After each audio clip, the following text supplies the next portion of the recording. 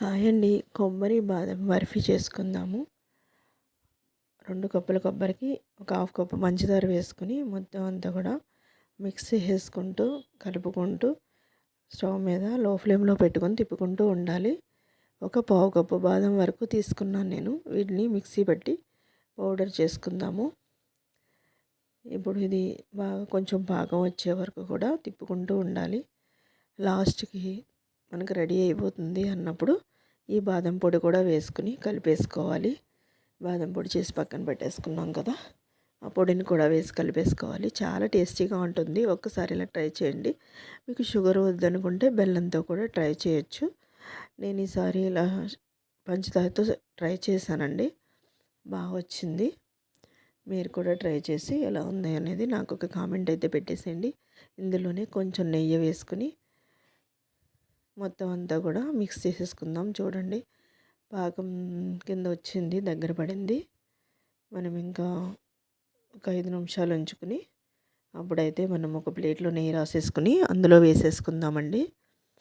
అది మీరు ఎవరైనా ఎప్పుడైనా ట్రై చేశారా? ట్రై చేస్తే ఎలా వచ్చింది ఒక కామెంట్ అయితే పెట్టేయండి. మన ఛానల్ని ఎవరైనా ఫస్ట్ టైం చూస్తున్నట్టయితే ప్లీజ్ సబ్స్క్రైబ్ అయితే చేసేసి ఒక లైక్ అయితే చేసేయండి ఫ్రెండ్స్.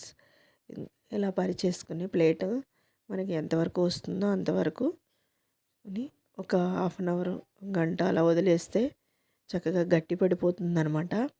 గట్టి పడిన తర్వాత మనం పీసెస్గా కట్ చేసుకోవచ్చు. అంతేనండి, కొబ్బరి బాదం బర్ఫీ అయితే రెడీ అయిపోయింది. చక్కగా మీరు కూడా ట్రై చేసి ఎలా ఉంది అనేది ఒక కామెంట్ అయితే ఇచ్చేయండి ఫ్రెండ్స్. చూడండి, దగ్గరగా ఎలా పెట్టేసుకోవాలి, గట్టిగా అదిమి పెట్టుకోవాలి. గుల్ల గుల్లగా ఉంటే రాదండి పీసెస్ కోసినప్పుడు. ఇలా అదుముకుంటే బాగా వస్తుందన్నమాట.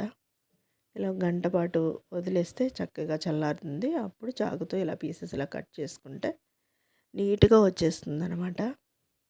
పిల్లలకి హెల్త్కి కూడా చాలా మంచిది. కొబ్బరి కూడా రోజు తింటూ ఉంటే మన హెల్త్ బాగుంటుంది, స్కిన్ కూడా బాగుంటుందండి.